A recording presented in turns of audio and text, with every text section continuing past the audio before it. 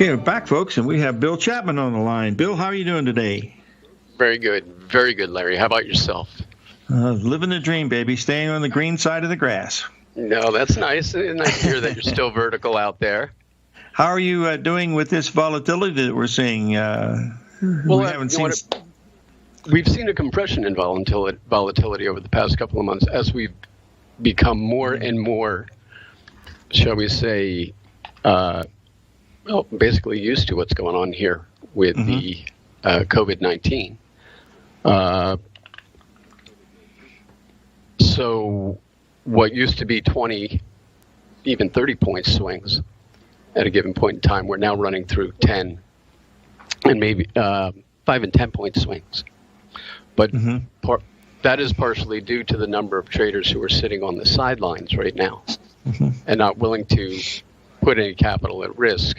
I was speaking to a neighbor of mine who is a fund-to-fund manager, and out of all her professional clients, the hedge funds and banks, etc., they're sitting on a ton of cash and they are unwilling to move off of it until they get to see a clearer picture of what's happening down the pipeline. So they're waiting for what the Fed and the extraordinary measures that the Fed are taking. You know, they've gone right back to doing what they did. They pulled the playbook out from 2008 and have gone right back into using those tried and true methods of keeping this economy afloat. And one of the things that they've been dealing with quite strategically is credit. Now, they've gone, I think it's the 13-3 rule that they use for emergency procedures within the Fed. But you can see that they've opened up, they're going back and they're purchasing assets like $500 million in treasuries, $200 billion in mortgage-backed securities. That's basically a two-stage process, but they're also intervening in the credit markets.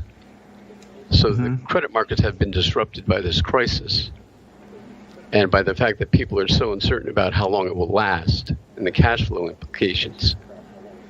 So you go back to the 2008 playbook, you take on all the credit that you possibly can, and then you go beyond that.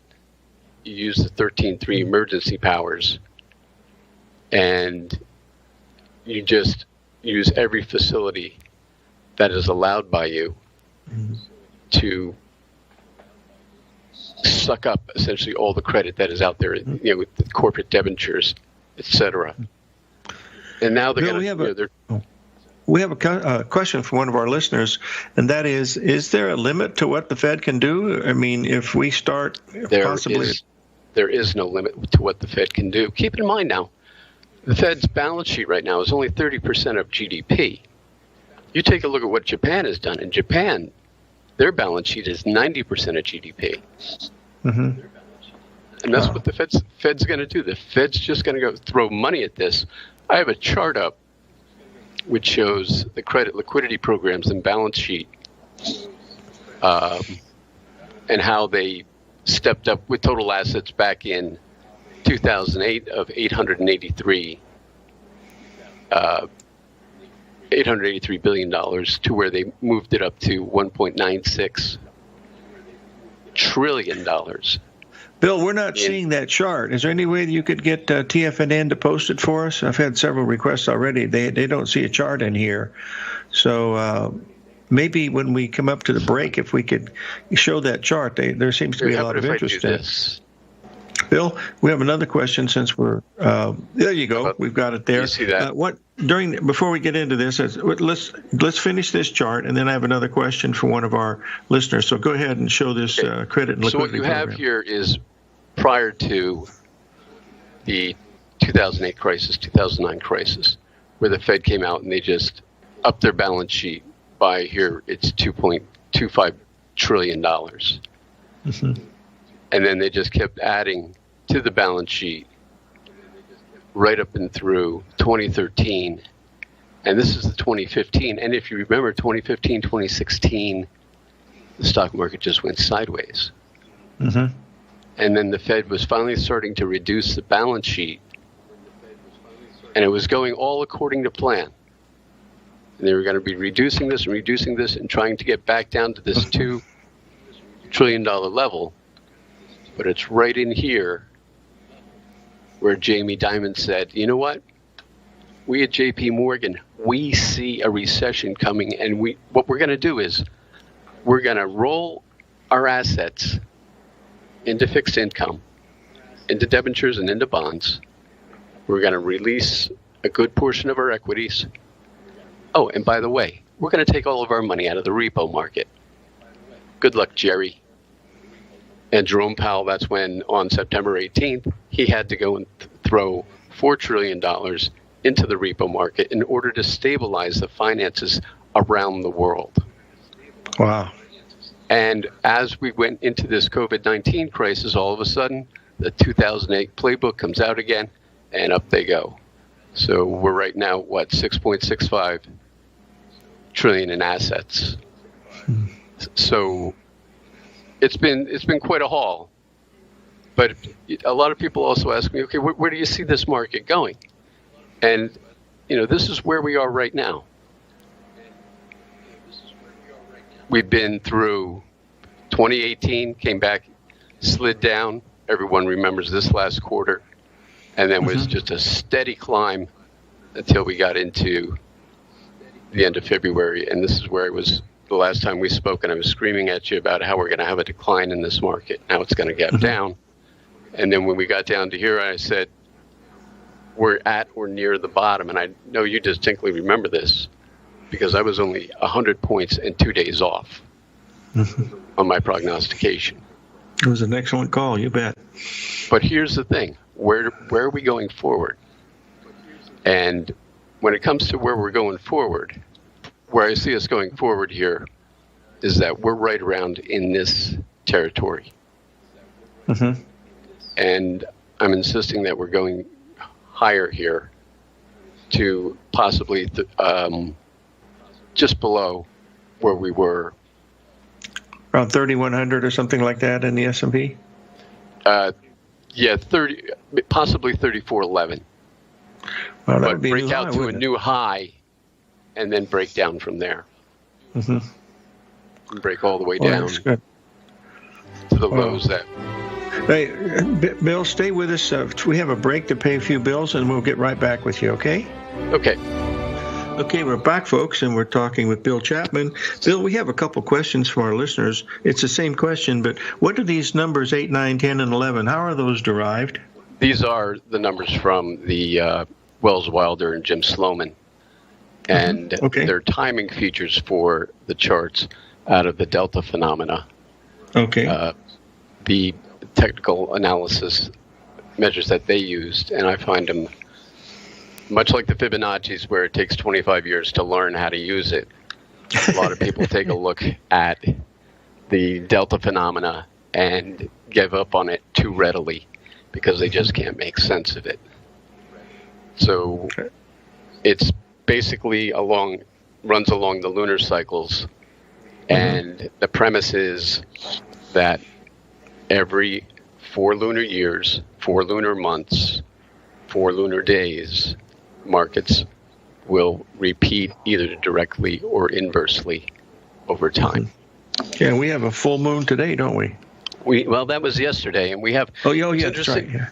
It's interesting to see because we also move into the moon side of Sagittarius, and the moon side of Sagittarius. That's the.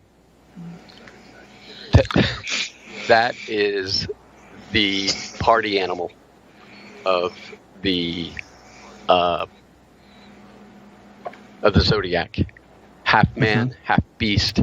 Think of him as the frat boy. You don't want to get in the way of the Sagittarian. You really want to stay, follow your trend lines, trust your trend lines, and just go with the flow. Because Bill, if it starts in a direction, it will run in that direction for the entire day. We have a key Bradley date coming in on the 11th and 12th. It's a very large one. Norm Winsky was on last week, and he was telling us, it was this week, earlier in the week, he was on Wednesday, and he said this is a really, really big time on the 11th and 12th. Do you follow any of that? I know you do a lot of astrology work, but are you seeing the same thing that he's seeing? That I do have a proprietary indicator that I use, which I call my pay attention day, much like I have my pay attention times. The charts that I use, or the report that I put out, gives you distinct time points, plus or minus 5 minutes, where the market should turn. And these, I call them not pivot points, but pay attention times, because that's where you want to be, because the market's going to turn due to a program. I do all my analysis on program trading, not on price. So one of the things I see within my proprietary pay attention day signal is the call went out on the 30th, was the last pay attention day. And that was Thursday of last week. And as the market had been rising all week long, that Thursday, boom, dropped. My clients knew in advance. In fact, they knew 2 weeks in advance. Now, Mr. Winsky is saying after May 11th. 11th and 12th is what he was looking at. Well,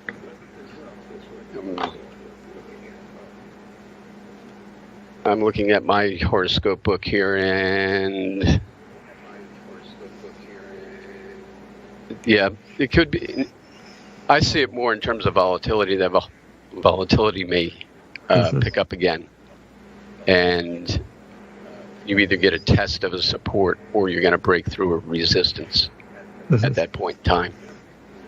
I'm still targeting 30.50 as the high side before we do get any downside motion, but I also do believe that 34.11 is in the cards before we finally decide to slide down through the remainder of the year. Okay. All right, my friend. Listen, how will the folks reach you if they'd like to look at what you're doing? You can reach me at TrendReaction.com, and it's all set up there. You can get a 5-day free trial. The reports are, they're emailed to you an hour before the market opens. Print them out because you're going to want them in your hand as an easy reference. As you're trading, you can just pick it up and take a glance at it. When's the next pay attention time? What levels are we looking at? Because it's important is that when times and levels coincide, a run or a reversal is due in the market. What are your usual stops when you working with the S&P, Bill?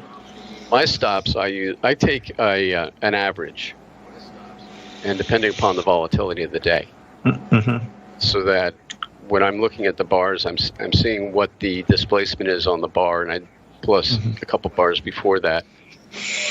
And if it's 6 points, one's 6 points, 1 8 point, one is 4 points. There you have 18 points. There's a 9-point stop. Okay. Well, that's not much when you consider the volatility these things are having these days. That's for sure. Yeah. And at the same time, I'm watching the market as we're trading right now. And, we've come in and now we're starting to build up a position. We're at 2904.75, which happens to be resistant. The high of the day, the projected high for today is 2910.75. So we're still working. We've just gotten back inside the opening range on the 5-minute chart, and we're back inside the opening range on the 1-minute chart. So we're in neutral territory right now. We just got to wait for this to take some direction and unfold through the remainder of the day.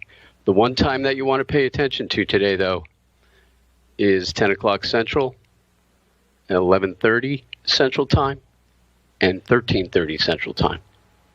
Okay. Those 3 times are related. Question is, how many screens are you using as you look at these things? I have 4 screens that I use, pretty big screens. Okay, great. Well, listen, thanks for joining us. We'll have you on again, and we'll be watching these times. And be safe and practice your social networking. Distancing, whatever it is. It isn't hard to do around these parts. Nobody's going anywhere. Tucson's opening up today. We're going to get our hair cut after about 6-7 weeks now. So I look like a little shaggy dog with the few hair I do have left. So anyway, listen, thanks for being with us, buddy, and we'll have you on again soon. Great information. Yeah, we really like it, folks. Okay. Bill Chapman, TrendReaction.